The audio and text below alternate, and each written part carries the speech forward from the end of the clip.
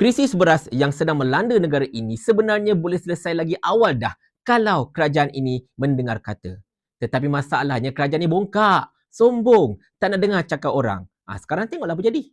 Kita intro dulu. La la la la la la la la.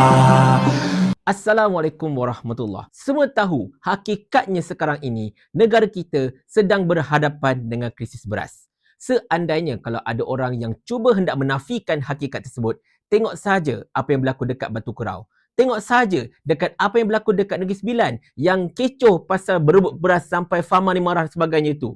Benda-benda inilah yang menggambarkan situasi sebenar betapa negara kita ini sedang mengalami krisis beras yang boleh dikatakan agak teruk juga. Bak kata ramai orang, seandainya kalau rakyat terpaksa beratur untuk mendapatkan makanan ruji, itu memang masalah besar. Tetapi tuan-tuan dan puan-puan sekalian, dalam pada kita cuba untuk hadam tentang hakikat negara ini mengalami krisis beras, anak-anak papa masih lagi buat perangai tak cerdik. Cuba untuk menganjing dan juga memeri rakyat. Tapi biasalah, anak-anak papa mana ada yang cerdik masalahnya.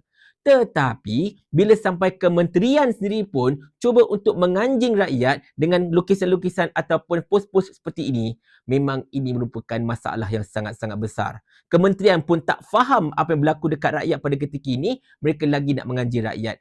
Inilah bila kita letakkan sesebuah pentadbiran itu kepada pihak yang tak reti apa. Macam inilah jadi dia. Ada menteri banyak-banyak pun, satu hapah pun tak berguna. Satu formula pun tak ada. Otak letak dekat mana?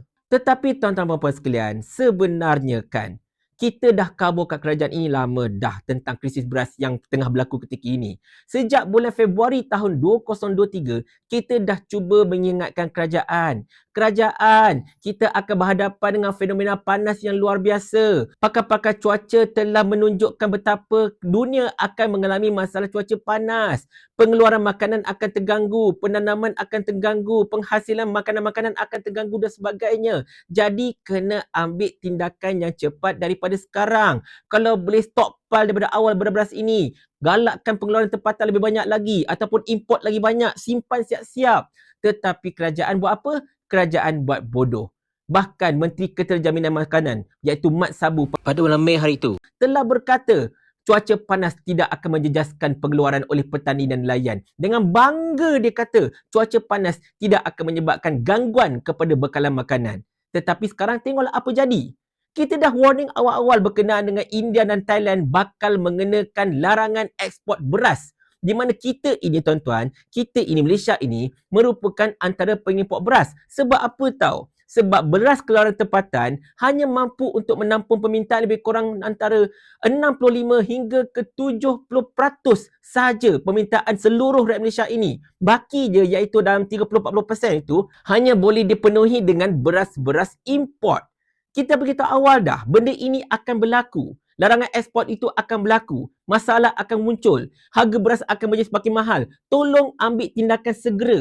Buat rundingan dengan India. Buat rundingan dengan Thailand untuk pastikan bekalan beras kita mencukupi untuk tempoh-tempoh yang sukar ini. Dalam masa yang sama juga, kita boleh mengawal harga. Saya dah buat video banyak kali. Rakan-rakan saya macam YB Viral dah buat video banyak kali pasal hal ini berkenaan dengan betapa kerajaan kena bertindak proaktif. Sejak bulan Februari, bulan Mac, bulan April, bulan Mei, kita dah cakap sekian lama berkenaan hal ini. Tetapi kerajaan tetap buat bodoh, tetap buat tergeti. Menteri Keterjaminan Makanan hanya sibuk nak naik lembu. Itu masalahnya. Dan sekarang perkara yang kami takuti selama ini telah pun terjadi. Krisis beras telah berlaku. Harga beras import meningkat dengan mendadak sekali disebabkan oleh kekurangan bekalan dalam pasaran. Disebabkan oleh larangan ekspor oleh India dan juga Thailand. Bekalan beras tempatan tiba-tiba gaib entah ke mana. Tengok-tengok Mat Sabu buat jualan rahmah, pop banyak pula dekat situ. Permainan kartel. Menyebut tentang kartel ini tuan-tuan sekalian, perasan tak?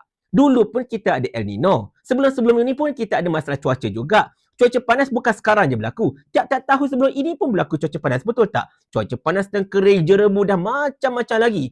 Tetapi bekalan beras kita tidak pernah bermasalah. Masalah-masalah ini muncul hanyalah selepas Tan Sri Syed Mukhtar Al-Bukhari diminta untuk tidak lagi monopoli beras melalui Bernas dan macam-macam lagi lah.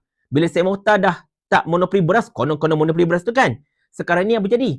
Kartel-kartel yang take over, beras kita bermasalah. Sebelum ini tak pernah ada masalah. Jadi sekarang kita nak tahu, apakah pelan tindakan kerajaan yang benar-benar mampan? Ya, kita faham. Kerajaan telah mengusulkan untuk membuka ladang dekat Sabah dengan Sarawak, membuka sawah dengan banyak lagi dekat negeri Pantai Timur, cuba untuk menggalakkan penggunaan tempatan. Tetapi apa yang kerajaan tengah buat pada ketika ini hanyalah seumpama satu tindakan, orang kata apa, dah terhantuk baru nak tengadah. Benda dah jadi baru nak repair. Dah rosak gila-gila kan, dah tak boleh jalan langsung kereta tu, baru nak pergi hantar bengkel dan sebagainya, tengok apa masalah. Padahal selama ini amaran-amaran telah pun berkumandang. Segala tanda-tanda telah pun kelihatan. Satu pun tak nak ambil perhatian, seorang pun tak nak peduli benda-benda macam tu. Dan bila benda dah jadi, masalah dah berlaku, baru kelang kabut nak buat tindakan itu, tindakan ini. Tetapi masalah dah berlaku sekarang. Rakyat tengah mengalami masalah beras sekarang ini. Jadi secara hakikatnya, kita nampak betapa tidak kompetennya kerajaan kita ini, betapa tidak kompetennya Kementerian Keterjaminan Makanan dalam menjamin makanan untuk ada dekat dalam pasaran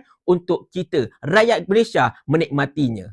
Dan inilah yang kita sangat-sangat kesalkan, tuan-tuan sekalian. Lepas ini seruan saya kepada kerajaan, seandainya kalau pengkritik kerajaan ataupun influencers ataupun sesiapa sajalah yang cuba untuk memberikan penjelasan dan juga penerangan kepada kerajaan betapa krisis-krisis tertentu bakal berlaku, tolong dengar, at least kaji dengan betul-betul. Cuba untuk perhalusi, sebab tak semua video-video kami ini adalah untuk menghentam kerajaan. Banyak sekali video kami ini digunakan untuk memberikan cadangan kepada kerajaan untuk mengelakkan masalah-masalah yang mungkin akan dan juga sedang berlaku.